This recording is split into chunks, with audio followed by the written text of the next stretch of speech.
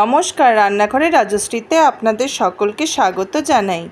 আজ আমি আপনাদেরকে বানিয়ে দেখাবো এগ কারি, একটি অন্য রকমের স্বাদের। তাহলে এবার শুরু করছি। এর জন্যই কয়েকটি ডিম সেদ্ধ করে খোসা ছাড়িয়ে নিয়েছি। এবার ডিমগুলোকে অল্প চিড়ে ডিমের গায়ে নুন হলুদ মাখিয়ে নেব।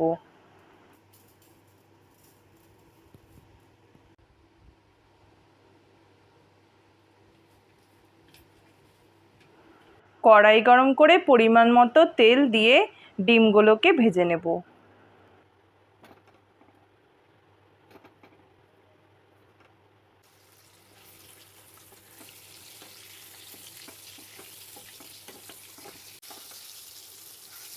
ডিমগুলোকে একটু লাল লাল করে ভেজে নিলাম।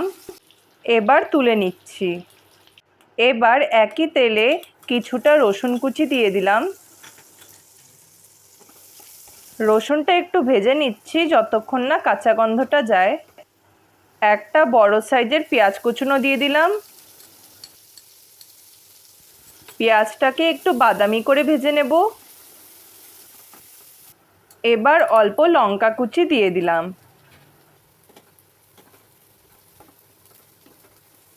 পরিমাণ মতো নুন দিলাম। 2 চামচের মতো ম্যাগি মশলা দিয়ে দিলাম। এরপর দিয়ে দেব হাফ চামচ লাল লঙ্কার গুঁড়ো।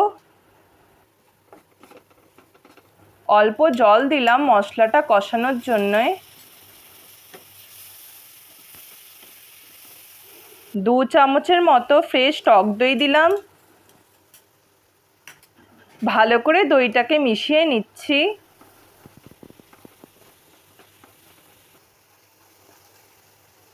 দু চামচ টমেটো কেচাপ দিলাম।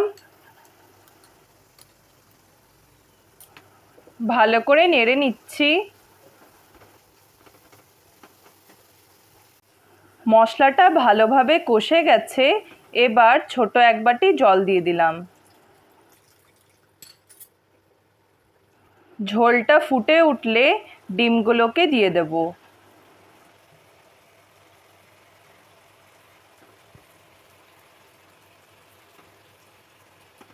গ্রেভিটাকে একটু ঘন করে নিচ্ছি।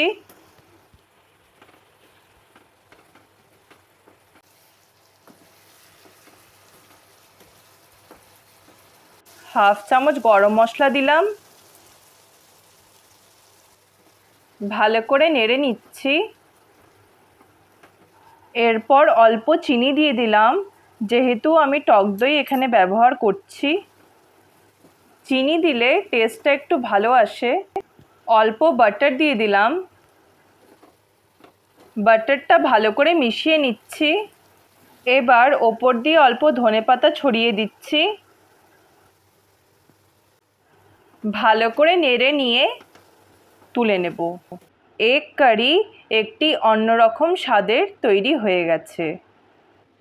আমার এই রেসিপিটি যদি আপনাদের ভালো লেগে থাকে তাহলে প্লিজ লাইক আর সাবস্ক্রাইব করে দিয়েন।